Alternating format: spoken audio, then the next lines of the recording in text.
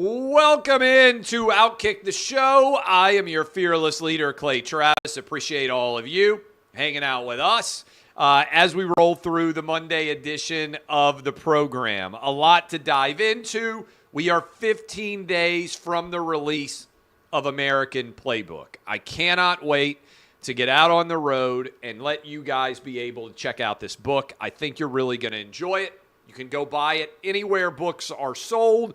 Like I said, I am hoping that we can have the number one selling nonfiction book in America the week that I come out. That is 2 weeks from tomorrow, 15 days from now, and I think that we are going to dominate. Appreciate all of you. I'm going to be all over the country promoting this, and I can't wait for that to get here. But we're going to dive into a bunch of stuff. Women's World Cup picks are on fire, 12, 1, and 2. The woke Walt Disney movie, the Snow White movie, the Senator Durbin from Illinois, and how ridiculous he is, Jason Aldean. But I want to start with this. I hope a lot of you have had a chance to read my Sunday column that was up on OutKick. I think it's also soon going to be up on foxnews.com, and I talked about it on this program. How is it that in the last week we can have Joe Biden, according to 2 IRS whistleblowers, have his Department of Justice refuse to bring charges against Hunter Biden and conduct a full investigation because of the power of Joe Biden? How is it that the FBI, now we know under oath testimony, that the Hunter Biden laptop was 100% real and that the FBI knew the laptop was 100% real in October of 2020 when the New York Post story came out? How is it that we can have credible FBI whistleblower informant arguments that Joe Biden received millions of dollars alongside of Hunter Biden in payments from Ukrainian energy company Burisma to, and this is significant, get, among other things, a Ukrainian prosecutor fired that they did not like in Ukraine? And how is it that we can have, according to Miranda Devine, a New York Post story come out that Joe Biden was involved in at least, this is going to be under oath testimony, 24 different business calls with Hunter Biden business associates directly in opposition to what he said was occurring? How is it that all of this can be happening? And the Washington Post, by and large, isn't covering it at all. And I want to focus on the Washington Post in particular because the Washington Post broke the Watergate story that forced Richard Nixon to resign in the 1970s. Woodward and Bernstein, they turned it into a movie. Everybody wanted to be Woodward and Bernstein, to speak truth to power, to go after someone and bring down the President of the United States. This is crazy, all right? And the Washington Post went after Bill Clinton with every fiber of their being associated with a blowjob from an intern. That was the essential scandal that the Washington Post broke and covered. And they certainly went after Trump on all sorts of different stories, none of which actually materialized. If you look at the IRS whistleblower under oath testimony, the FBI agent under oath testimony, the allegations surrounding the payments from Burisma, and the upcoming business associate who is going to be under oath testifying, there is far more credible evidence that Joe Biden has engaged in criminal behavior that certainly befits and rises to the level of requiring an impeachment than anything that Richard Nixon, Bill Clinton, or Donald Trump did while they were in office. Okay? How is it that the Washington Post isn't covering this? And certainly that the New York Times isn't covering this. My argument that I laid out, and I think I laid it out well in my column up on OutKick, it's soon to be up on foxnews.com, is the Washington Post and the New York Times, due to their reliance on the subscription model of business, is no longer a journalistic endeavor. They are a fan site. They are a Democrat fan site. Much like a lot of Rivals or 24/7 or On3, for those of you out there who are big college football or college basketball fans like me, you notice that none of those sites ever breaks a story that actually causes significant issue to the school that they cover. Those fan sites never get the school on probation. They never cost somebody a Heisman Trophy. They never demand that somebody gets suspended based on an investigation. Why is that? These guys, or almost all guys, who cover these teams know the coaches and the players and the administrators better than anybody, far better than the national guys. There are hundreds of them all over the country writing for these individual team sites. How come they never break news that actually leads to consequential punishments for the schools that they cover? I'll tell you. Because if they do, they destroy the underlying business. Everybody cuts their subscription. I'm a subscriber at VolQuest. I want to know all about recruiting. I don't want VolQuest to get the University of Tennessee on probation. I don't want to pay for my favorite team reporters who put my school on probation or cost my players games or Heisman trophies. If those sites did that, their business model would collapse. The same thing is true of the Washington Post and the New York Times. They aren't legitimate journalistic endeavors anymore. They are Democrat Party fan sites. And if they actually covered these allegations, which are far more credible than the allegations, and serious, than the allegations were against Nixon, Clinton, and Trump, they would lose their subscribers. Already without Trump in office, the Washington Post lost 500,000 subscribers. The Washington Post is on track this year to lose $100 million. They aren't real, honest, unbiased journalists anymore. They're propagandists. They are fanboys for the Democrat Party. And once you recognize that, once you understand the underlying economics which dictate the way that they cover, then you understand why they're treating Biden different than they did Bill Clinton, why they're treating Biden different than they did Donald Trump, why they're treating Biden different than they did Richard Nixon. Because the allegations against Joe Biden, when you look at them objectively and take off your Democrat, Republican, or independent glasses, what you see is bias in play. And I started saying this a long time ago on my radio show, and I think it's instructive to think about where we are now in the media industry. I used to say on my radio show all the time, whatever your school is accused of, paying players, cheating, coach doing something wrong, whatever that story is, pretend that the school that you hate the most was accused of the exact same thing. How would you react? If your reaction is different, that's a clear distillation of your bias. The difference between the standard that you hold your team accountable to and the standard that you would hold your hated rival to. I remember there was a story about, I don't remember who the Ohio State quarterback was, but Ohio State's quarterback got a DUI. And there was a letter to the editor in the Columbus newspaper.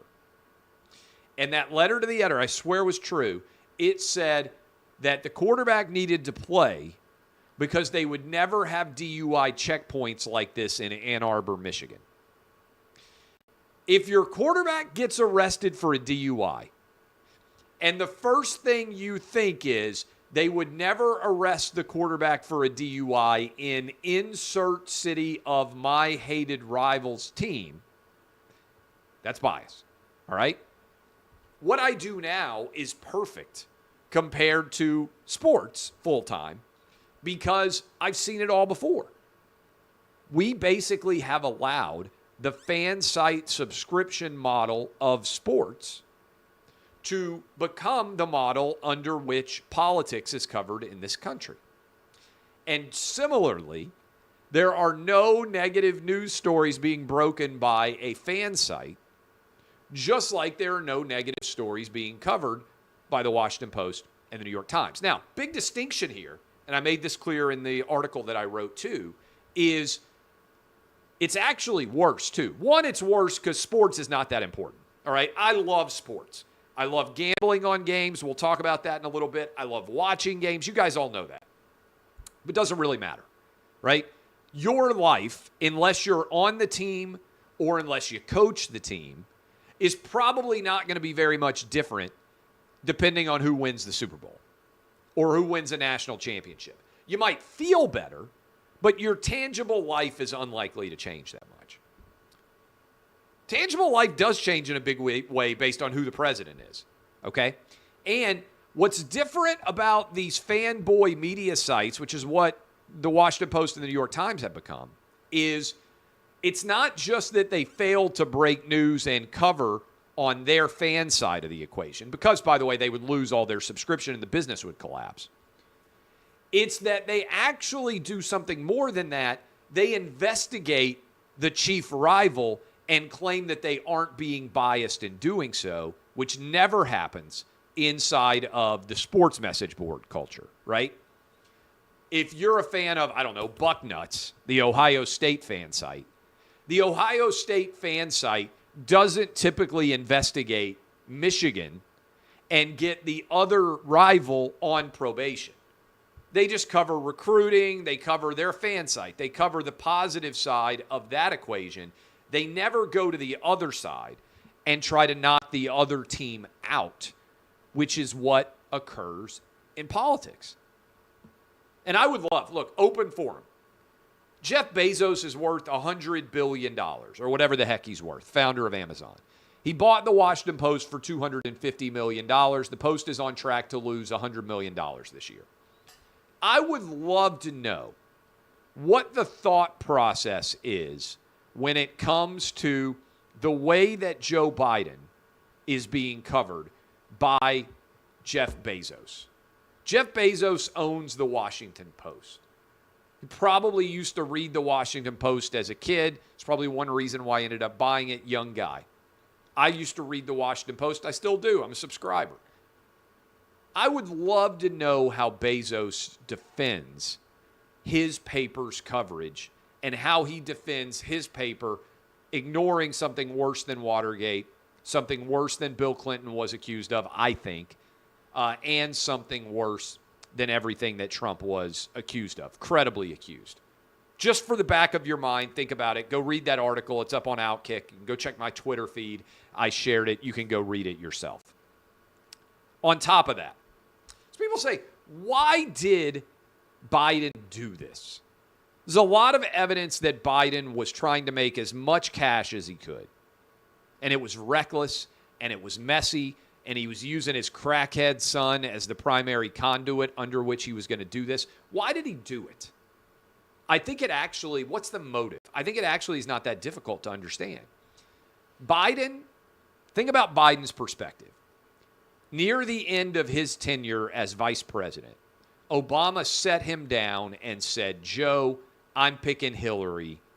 She's the right choice to take over from me when this 8 years is up.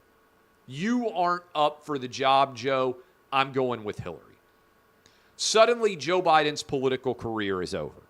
He looks out at Hillary, says she's going to run against Trump. She's probably going to win that election. That's what everybody thought.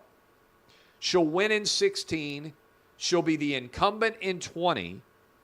And then by 2024, when there's another open Democrat seat, her vice president will be the top contender, or I'll be too old. This is Biden thinking, I'll be 82 years old. So Biden decided, I legitimately think this was his thought process back when his brain worked, probably with Hunter whispering in his ear, now is the time to make a ton of money.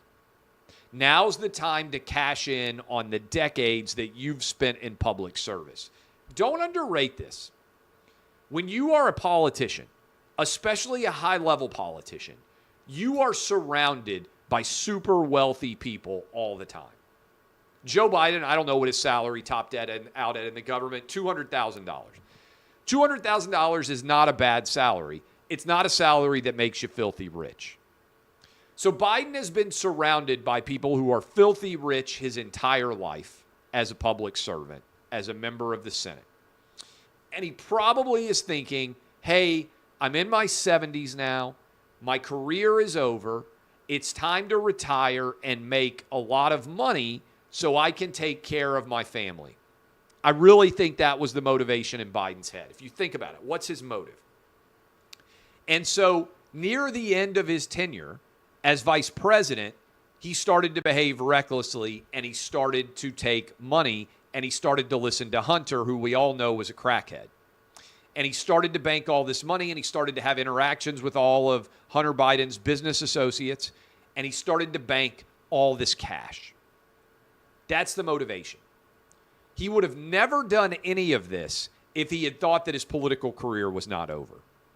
And I think Democrats never really understood how much of a mess Joe Biden's past was, because none of this had ever gone public before when he'd run for president and been vice president, because he wasn't that reckless then. So I think the motivation here is Biden thought his career was over, and he thought this was his time to finally make money. And then Trump wins in 2016, and suddenly he says, wait a minute, there's an opportunity for me to run in 2020 and potentially be the nominee. And he couldn't believe that that opportunity was there. And they immediately tried to start covering up all of the Biden shenanigans. Now, think about this, if you doubt me. They impeached Donald Trump, Democrats did, for asking about Joe Biden's corruption in Ukraine in a phone call with Zelensky. They impeached Trump for just asking about Biden's corruption. The underlying theory of that was it's unacceptable for a United States president to condition aid in any way on what a foreign country decides to do, because Joe Biden is one of the chief political adversaries of Donald Trump. Nancy Pelosi and the Democrats said this is unacceptable. He has to be impeached over this. Why'd they do that? And think about how upside down the world is that Trump got impeached for asking about what Joe Biden actually did. Think about how wild that is. The Democrats are so brazen that they impeached Donald Trump for asking about what Joe Biden did in Ukraine. And I think it was a calculated decision, because even now, Democrats point to that story and say, oh, it's all made up. That's why we impeached Trump. They argued that Trump was such an authoritarian that he was asking a foreign country to investigate wrongdoing of his chief political rival. Democrats said, that's beyond the pale, that's unacceptable. And then Joe Biden got into office, and you know what he decided to do? Tried to put his chief political rival in prison for the rest of his life. Let me repeat this, because it's a big deal. Democrats impeached Trump because they said it was unacceptable for him to ask about what Joe Biden might have done when Joe Biden was prepared to run against him. They then got into office with Joe Biden and didn't just ask about what Trump might have done. In this country, they're trying to put him in prison for the rest of his life. Which is the more authoritarian action? Asking a foreign leader to look into why a prosecutor was fired and what the behavior might have been by the Bidens in Ukraine associated with Burisma, which, by the way, we all should want to know. If Joe Biden was selling his advocacy while he was an elected official, he should have been impeached as vice president, to say nothing of being able to run and become president. But they now are trying to put Trump in prison for merely being the chief political adversary of Joe Biden. And think about it again, it succinctly brings it home. They impeached Donald Trump for asking about what Joe Biden did in Ukraine. And they have done nothing to Joe Biden for what Joe Biden actually did in Ukraine. Trump got impeached for just asking about what Joe Biden had done in Ukraine. This is a big deal, okay? Make certain that you're paying attention to what's going on. All right, Women's World Cup. We went 3-0 last night. That ran our record to 12-1-2 so far, picking winners in the Women's World Cup. I haven't even needed to know a single player outside of the United States to go 12-1-2 on picking winners. The only loss that I have so far is the very first match we lost. Let me go back and look. New Zealand beat Norway. I had Norway.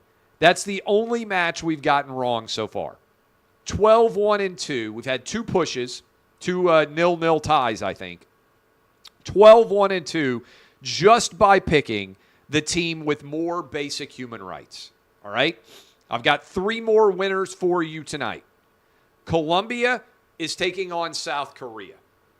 Which country, which women have more basic human rights? South Korea. South Korea is going to beat Colombia tonight. You can take it to the bank. New Zealand against the Philippines. Give me New Zealand against the Philippines. And Switzerland, Norway. Now, this is a complicated one. Here's the deal. First pick so far. Switzerland and Norway are basically, I think, identical when it comes to women's rights. It's going to be a tie. It's going to be a tie. First prediction of a tie so far. Switzerland, Norway, the two countries nearly identical when it comes to basic human rights. So I'm telling you to bet on the tie, all right? South Korea wins outright. New Zealand wins outright. Switzerland, Norway ending in a tie, all right? I want you to bet on the draw. We'll see how I do. I'm 12-1-2. My bet on Switzerland, Norway, because they're relatively even, is that it's going to end in a tie. I'm going to keep giving you Women's World Cup picks. These games are being played late night, by the way. 10 o'clock Eastern for the first game, 1:30 Eastern, 4 a.m. Eastern. So these bets you need to get in tonight before you go to bed. And when you wake up, you can see whether or not we're still on the winning trail.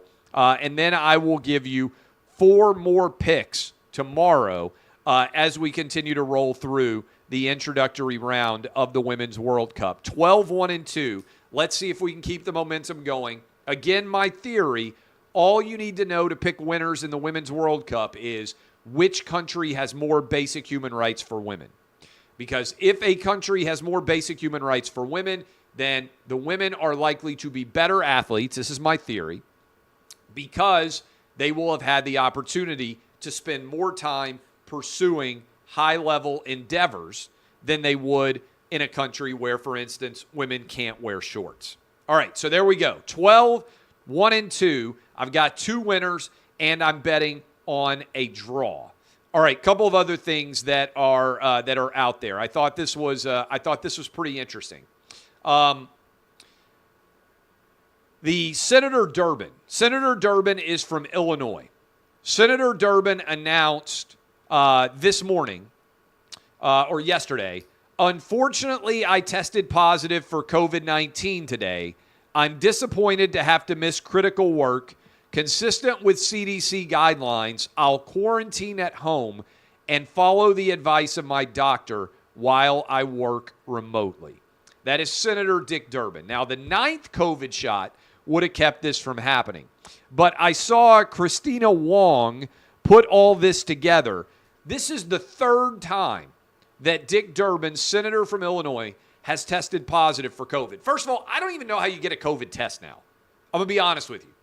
I don't remember the last time I even heard of anybody getting a COVID test. It's like testing to see if you have a cold. I don't even know how I would do that. You just know, right? Like you lose your voice a little bit. You got a runny nose. Remember when they told us this COVID shot was like a work of art? This is the truth. Dick Durbin on July 28th, 2022. This morning, I tested positive for COVID. Thankfully, I am fully vaccinated and double boosted and only experiencing minor symptoms. Consistent with CDC guidelines, I will quarantine and follow advice from my doctor while I continue to work remotely. That was July 28th, 2022. This past March, just a few months ago, this morning, I tested positive for COVID-19. Thankfully, I am fully vaccinated and boosted and only experiencing minor symptoms. I will quarantine consistent with CDC guidelines and follow advice from my doctor while I continue to work remotely. And then yesterday, he tested positive for COVID again. This time, he did not thank himself for being fully vaccinated and fully boosted. So, let me just ask you this. I would love Senator Durbin to answer this question. How many other times have you been vaccinated for a virus and tested positive for it 3 times in less than a year after your full vaccination schedule? You know, just take it away from COVID. If I had gotten the measles shot and I tested positive for the measles 3 times in a year after I had gotten 4, 5, 6, 7, whatever the number is of shots you're supposed to get, would you still say, man, that measles shot worked really well? Or would you be like, what the heck? How in the world am I testing positive for the measles after I've already gotten all my shots for it? The COVID shot is a joke. Anyone who still gets it is a joke. Anyone claiming that they have been in any way helped by it is laughably absurd, and so are all of these people I still see walking around wearing masks. I don't know why their brains are so broken. I don't know how they've gotten there. I was at Costco yesterday. In my hometown of Nashville, Tennessee, and there were people walking around indoors in Costco in masks. These people's brains are broken. They refuse to admit that they were chumps, that they were sheep, and that they got shots that had absolutely no benefit for them. A couple of other things. There's a new Snow White movie being made right now. They have decided that they need to have a Latin Snow White. Racist to have a white Snow White. So we got a Latin Snow White. You can no longer have 7 dwarfs. So they have 1 dwarf and 6 normal-sized people. And I shared a video with you of the actress who's playing Snow White saying that it's time basically for a woke Snow White. And I saw 2 funny comments on the woke version of Disney. First of all, woke Disney's in trouble, okay? Stock price same has been for 9 years. The theme parks are hitting decade lows in attendance. They'd shut down the Star Wars hotel, which is unheard of at Disney World. The number of subscriptions to Disney Plus is declining. ESPN's subscriber base is collapsing. Indiana Jones, the newest one, is going to lose $100 million or more. The worst Pixar movie for box office revenue of all time. All of these are disasters.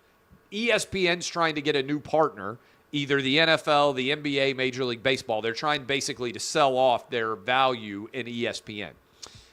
Babylon Bee, and let me just say, it's a sign of creativity failure that Walt Disney World, or Walt Disney, the company, is deciding to remake cartoons as live action movies. That's a sign that you have no actual creativity inside of your company, that your bright idea of something to do is to remake The Lion King and Aladdin and Little Mermaid, all as live action versions of those movies. And Snow White's going to be the latest. So a couple of funny tweets. The Babylon Bee tweeted Disney to remove problematic kiss from classic movie, Snow White will now remain dead. Spoiler alert, Prince Charming kisses Snow White, and that is how Snow White comes back to life after the evil witch gets her to eat the apple, which is poison. All right, spoiler alert, 1937 movie. All right, that in and of itself is pretty wild. Funny line, Babylon Bee, but kind of feel like that's where it's going. Tommy Lahren at OutKick said, I wish Disney would do a remake of The Little Mermaid where Ariel's swimming dreams are crushed because she's swimming against a man. Let's really modernize this shit, liberals. Woke it all the way up to 2023 standards. Very funny and accurate. And if you want to know how bad things have gotten for Disney, I saw this and I couldn't believe it. So, Disney has been bending over backwards to try to get all of their movies in China where they can make more money. So Woke Disney lectures everybody in the United States. And then when it actually becomes an opportunity, they don't say a word to China because they're terrified about what will happen if their movies aren't allowed in China. This is from the Wall Street Journal. Talking about how everything has been a disaster. This is few performances. I'm reading directly from the Wall Street Journal.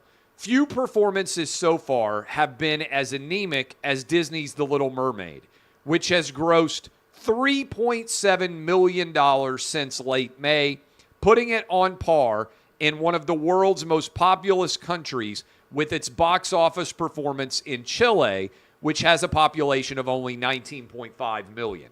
So The Little Mermaid in Chile has made basically the same as in China with 1.4 billion people. On Chinese social media and in the Shanghai theater, some moviegoers expressed reluctance to see a movie that had cast a black actress in the role of Ariel. Uh-oh. Super racist alert. Super racist alert. The Little Mermaid is too focused on political correctness, said Zhao, a Shanghai freelancer in her 40s who gave one name. I go to the cinema for entertainment, not to be instilled with certain values. Newsflash. China, which is a totalitarian country, believes that Disney movies are too politically correct and that they are trying too hard to instill them with certain values. My mind almost blew up. Disney movies are too political and woke for Chinese people who believe that they are being propagandized by Disney movies. People living in an authoritarian country believe that Disney movies are too political. My mind is blown. This is where we are. Finally, I want to leave you with this thought. Jason Aldean came out at Cincinnati concert, publicly spoke out about the fact that the woke boycotts aren't having any impact, and he's not going to back down or apologize. But I just want everybody to think about this for a moment. How many woke boycotts, that is left-wing boycotts of businesses, have ever worked? Can you think of any? Because I can think of a lot of woke boycotts now from conservatives and or people with functional brains that have directly impacted big business, right? All those imbeciles protesting trans jokes inside of Dave Chappelle's comedy show had no impact because they aren't representative of the American public. There's hardly anybody that's woke and offended by jokes or offended because cartoons are not overt enough in their embrace of transgenderism, okay? Jason Aldean, they tried to boycott him. CMT pulled his video off. The song went to number 1. More people want to go watch his concerts. woke boycotts don't work. They actually make the person getting boycotted more popular. In fact, it's the best thing that could possibly happen. Conservative, middle of the road, normal people do have the power, as we see with Bud Light and with Disney and with the NBA, to absolutely obliterate an underlying brand. If you want to be afraid of a boycott, big corporate America, you should actually be afraid not of the woke boycott, because there's no one who actually acts on it. Does anybody think that the NAACP is impacting the number of tourists in Florida? They're setting records. Does anybody think that the Bud Light boycott is working? Yeah, the data reflects that it was. And Jason Aldean, far from being impacted in a negative way, is actually skyrocketing as a result of the woke boycott. Get woke, go broke. But also, if woke people attack you, you get rich, because everybody hates woke people. Everybody hates woke people. I'm going to hammer it over and over, and I'm going to continue to slam it. I write about it in this book. Everybody hates woke people. My name is Clay Travis. DBAP unless you need to SBAP.